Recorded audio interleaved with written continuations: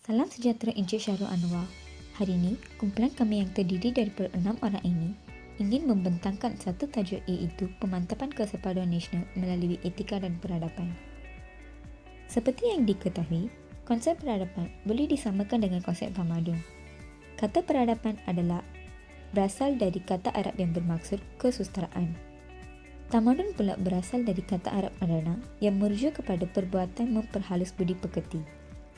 Madana juga merujuk sebagai sifat yang berkaitan dengan pembangunan perbadanan. Selain ini, etika merupakan piawaian yang berasaskan betul dan salah terhadap perbuatan atau tingkah laku seorang. Kehidupan yang beretika akan memastikan manusia melaksanakan hidup yang memberi faedah kepada diri dan masyarakat. Etika dan peradaban juga bergantung kepada faktor situasi kerana keadaan tertekan boleh menyebabkan seorang bertindak luar norma-norma masyarakat. Daripada yang ini, segala keputusan yang diambil haruslah difikir supaya tidak melanggar nilai-nilai asas dalam kehidupan. Objektif kajian daripada tajuk ini ialah kita haruslah mengamalkan prinsip sopan santun atau budi bahasa dalam kalangan masyarakat. Dan juga kita perlu mempertingkatkan pengetahuan kita dalam etika dan peradaban. Seterusnya, kita perlulah melatih dan menerapkan nilai kesepaduan sosial dalam masyarakat berbilang kaum. Bahagian metodologi kajian. Tujuan penyelidikan ini adalah untuk mengetahui pendapat rakyat Malaysia tentang pemantapan kesepaduan nasional melalui etika dan peradaban. Beberapa kaedah yang digunakan untuk mengumpul data-data yang diperlukan iaitu Google Form dan carian di internet. Google Form digunakan untuk melaksanakan kajian soal sidik dalam bentuk pilihan secara atas talian. Soalan diajukan kepada para responden dan responden hanya perlu menjawab dengan memilih jawapan yang disediakan. Kaedah ini dapat mengumpul sebanyak yang mungkin data yang jelas dan tepat daripada responden. Carian di internet digunakan bagi mencari maklumat secara atas talian atau secara online. Kaedah ini dapat mengakses maklumat dengan lebih cepat dan tiada batasan sumber selari dengan peredaran zaman digital masa kini. Dengan menggunakan kaedah ini, 90% daripada hasil penyelidikan ini dapat dibantu dengan menggunakan hasil carian di internet. Kajian lepas. Dalam artikel yang ditulis oleh Abdul Aziz Azmi menerangkan dalam jurnalnya iaitu Realiti Kepelbagaian Kaum ke Arah Perpaduan Nasional Pasca Merdeka. Matlamat membina sebuah masyarakat yang berasaskan negara bangsa perlu seiring dengan perpaduan dalam kalangan pelbagai etnik. Kemudian daripada Ayu Nur Azila Muhammad, artikel yang bertajuk Pemumpukan Nilai-Nilai Murni Antara Etnik di Malaysia Melalui Dasar Kebudayaan Kebangsaan. Ia menyatakan dasar kebudayaan kebangsaan adalah sangat penting bagi negara yang mempunyai berbilang bangsa, kaum dan agama seperti Malaysia. Seterusnya daripada Ahmad Tamizi Talib iaitu daripada artikel yang bertajuk Indeks Keharmonian Sosio-Agama di Malaysia menunjukkan bahawa perlunya kepada usaha-usaha bersepadu antara kerajaan dan masyarakat secara keseluruhan dalam memperbaiki keadaan harmoni masyarakat di Malaysia.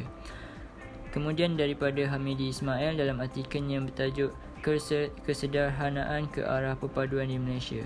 Beliau mementingkan sikap nilai murni yang dapat memupuk kesepaduan di Malaysia.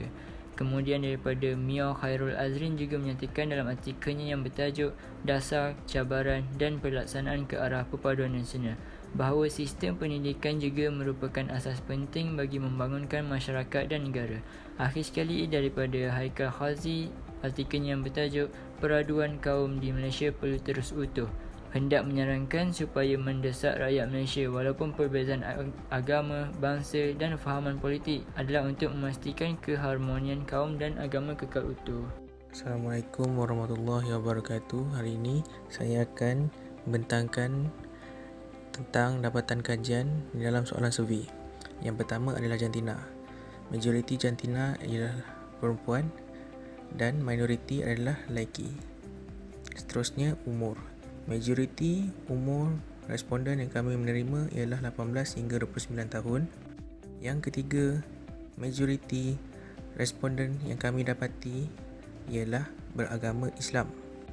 Yang keempat, majoriti responden berbangsa Melayu. Yang kelima, Majoriti responden adalah berstatus bujang dan tidak berkahwin lagi. Dan yang keenam, majoriti responden mempunyai pekerjaan sebagai seorang pelajar dan tidak menjawat apa-apa jawatan swasta atau pejabat awam. Ketujuh,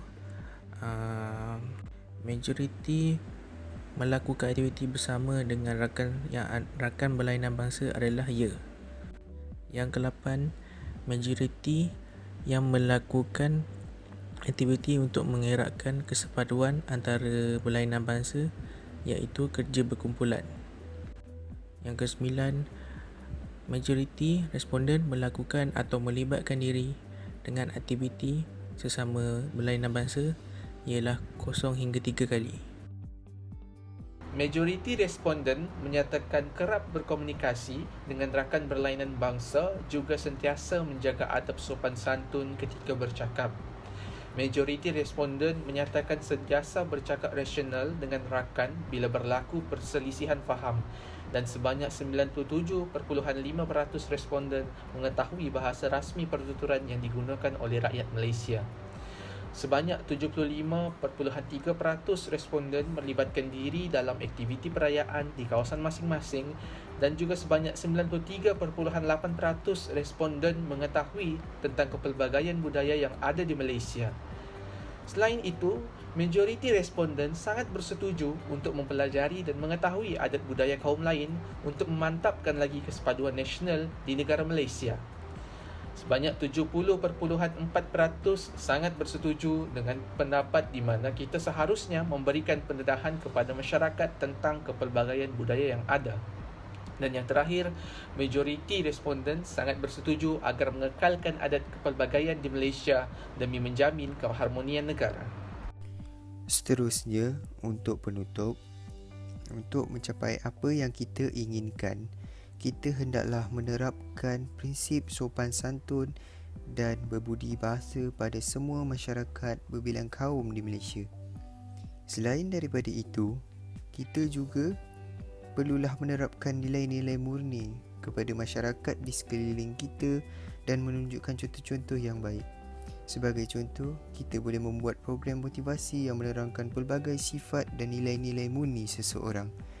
Akhir sekali, kita perlulah bekerjasama walaupun kita berbilang kaum, bangsa dan agama.